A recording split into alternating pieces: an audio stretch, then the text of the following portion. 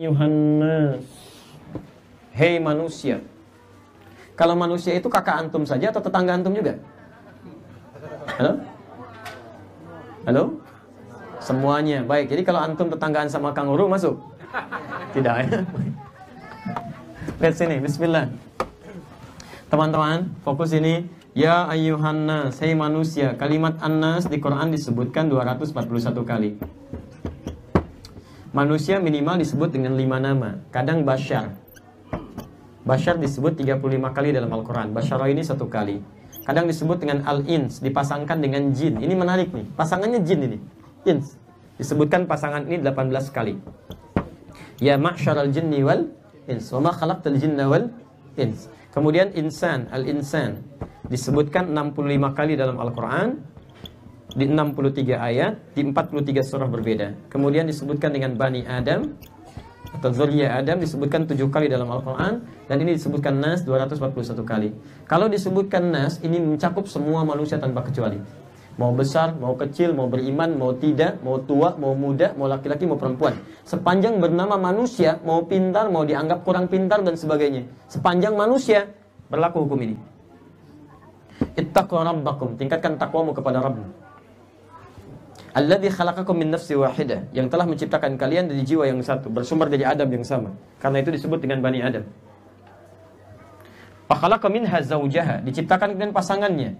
Ya, laki-laki, ingat, lihat pasangannya, laki-laki pasangannya perempuan. Ya, ini jelas. Ditegaskan lagi di Quran surah ke-49 ayat 13.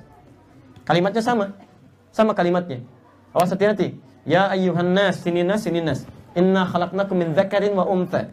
Kami ciptakan pasangan kalian, zakar laki-laki, wa untha dan perempuan. Bahkan sejak manusia pertama diciptakan, lihat, Adam dan Hawa. Adam laki-laki, Hawa perempuan. Jelas ya? Bahkan ini pun mencakup kepada makhluk, semua makhluk. Quran surah ke-51 ayat 49. Wa min kulli syai'in khalaqna zawjaini la'allakum tadhakkarun. Setiap makhluk selain Khalik, selain Allah, kata Allah, saya ciptakan semua berpasangan. Supaya Anda bisa berpikir, membedakan antara Tuhan, Khalik dengan makhluk. Jadi kalau Allah tidak berpasangan, kalau makhluk berpasangan, pasti itu. Jelas ya? Dan pasangannya luar biasa, pasti beda itu, pasti beda. Ya, binatang jantan plus betina, tumbuhan putik plus benang sari, manusia laki-laki perempuan. Tidak harus punya akal. Bagi binatang, binatang tidak punya akal. Tapi ketika mencari pasangan, walaupun tidak punya akal, instingnya akan membimbing kepada lawan jenisnya. Silahkan cek. Tadi saya lewat sampai ke daerah tuh, ya, satu cukup jauh ke selatan di Lara itu ya, kalau tidak salah. Baik, kemudian kami lihat biri-biri dan sebagainya. Tapi sampai hari ini, yang jantan kalau datang syahwat ya cari betina. Saya katakan tidak ada penemuan ilmiah menyatakan bahwa jantan, ada kambing misalnya, jantan nunggu jantan lagi, betina nyari betina lagi. Sampai hari ini belum ditemukan istilah kambing homo, sapi lesbi, itu nggak ada. Silahkan cari. Ya, maka seharusnya bila yang tidak punya akal saja bisa mempraktekkan ini, maka akan lebih dahsyat sesungguhnya ini bila yang berakal pun bisa menggunakan akalnya di tempat yang benar. Makanya Quran menyebutkan ada manusia-manusia yang lebih rendah dibanding binatang. Yang tidak berakal saja tahu bagaimana mencari sesuatu yang benar, maka yang berakal sesuatu lebih daripada ini.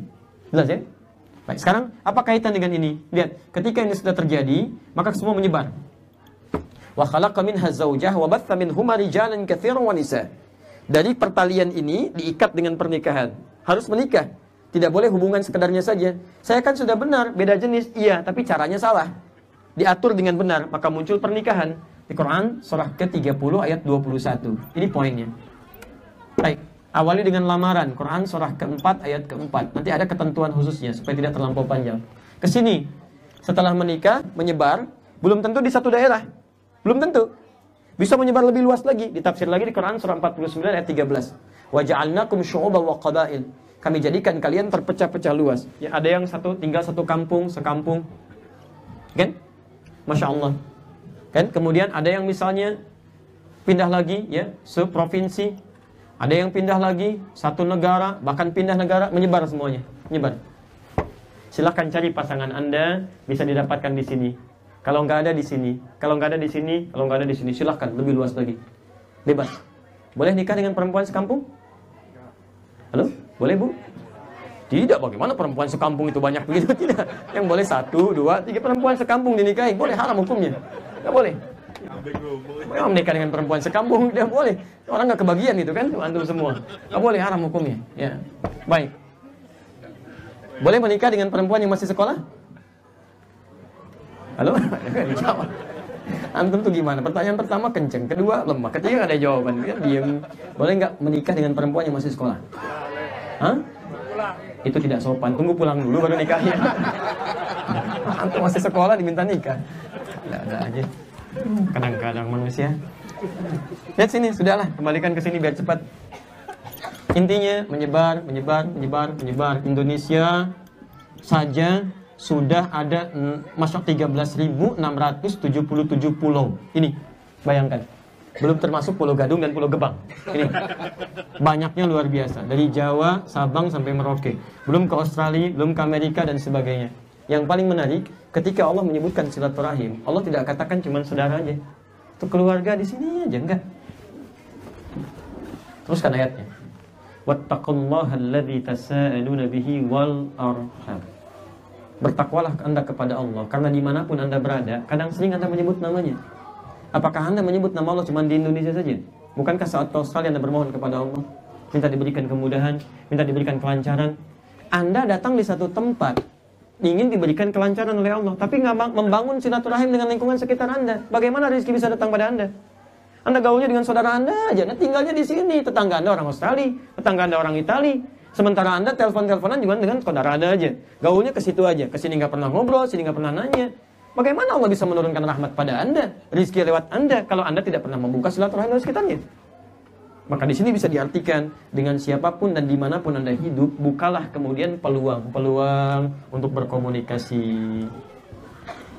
Silah itu bangun hubungan yang kuat. Ayo bangun kuat. Ayo, Anda punya lembaga apapun, coba cek lembaga yang lainnya. Bangun komunikasi. Dengan hubungan yang sangat kuat ini akan menguatkan eksistensi Anda juga. Ya, Allah. Silakan datang, bisa temui. Di sini ada perwakilan dari kepolisiannya, saya dari pemerintahannya dan sebagainya. Ada silaturahim. Kalau dalam bentuk yayasan, bentuk yang lainnya, Anda pengusaha, silaturahim dengan penguasa yang lainnya lagi. Hubungan yang kuat, erat. Tapi ingat, bukan sekedar hubungan, tapi diikat dengan ini, rahim. Dengan cara yang sangat elegan, penuh rahmat, sifat bijak, sifat sayang. Jadi kalau bangun hubungan itu kalau mau baik, dibangun dengan cara yang indah. Jangan kasar, jangan karena Anda sikap rendah, karena Anda punya kedudukan, terus perlakukan orang lain dengan cara yang tidak semestinya. Kedudukan itu cuma ditukar aja. Mentang-mentang kedudukan ada di atas, orang lewat nggak antum senyumin, kecuali dia senyum duluan, nggak mau nyapa, kalau nggak disapa duluan untuk apa? Nah, jadi pada siapapun dimanapun Anda tinggal, ini bangun ini tanpa kita batasi satu dengan yang lainnya. Tapi ingat, silaturahim itu bukan berarti saling mengikuti hal-hal yang semuanya dikerjakan, belum tentu. Di silaturahim itu bukan berarti Anda datang ke tempat ibadah orang lain, ikut-ikutan ibadah, itu bukan silaturahim namanya. Bukan silaturahim, ada yang harus dibedakan. Silaturahim melahirkan toleransi. Dan toleransi itu pengertian pada yang harus ditoleransi. Dan toleransi terindah itu adalah ketika menghargai orang lain dengan kepercayaannya. Bagaimana cara menghargainya? Biarkan dia ibadah tanpa harus kita campuri. Ya kan, justru antum datang malah terganggu orang. Bagaimana Anda datang ke satu tempat, hati Anda mengingkari, kan Anda munafik namanya. Ya, Anda datang ke situ ngeliat, tapi hati Anda mencela, ini salah, ini. Anda sendiri nggak bisa mengeluarkan itu. Kenapa nggak harus Anda keluar sehingga tidak mengganggu dia ibadah? Lebih baik Anda di luar, Anda doakan, mudah-mudahan Allah berikan hidayah, Allah berikan kebaikan dan sebagainya. Karena itulah banyak hadis yang meminta kita menjalin silaturahim tidak hanya lewat kata-kata, bahkan lewat materi. Pernah dengar hadis, kalau Anda masak makanan, kemudian baunya sampai ke tetangga, maka bagilah tetangga walaupun cuma kuahnya. Dan saya pernah ajarkan maksud hadis ini kalau Anda masak kuahnya saja. Awas Anda baca dengan jelas ini. Kalau Anda masak kuahnya saja. Ya, jadi bukan Anda tafsirkan yang dibagi tetangga kuahnya, berarti saya isinya. Tidak. Ya, Anda masak dengan isinya, bagi dengan isinya. Jika Anda masak kuahnya, bagi kuahnya supaya orang ini tidak berprasangka buruk kepada Anda. Anda masak kuah opor, isinya singkong padahal. Anda nggak bagi, lalu tetangga Anda simpulkan, masak opor nggak bagi-bagi, padahal singkong. Maka kasihlah tetangga Anda supaya ada pengertian. Dan yang paling hebat di sini tidak pernah disebutkan apakah tetangga Anda itu muslim atau bukan. Yang penting jadi tetangga Anda. Jelas ya? Allah Ta'ala a'lam bishawab.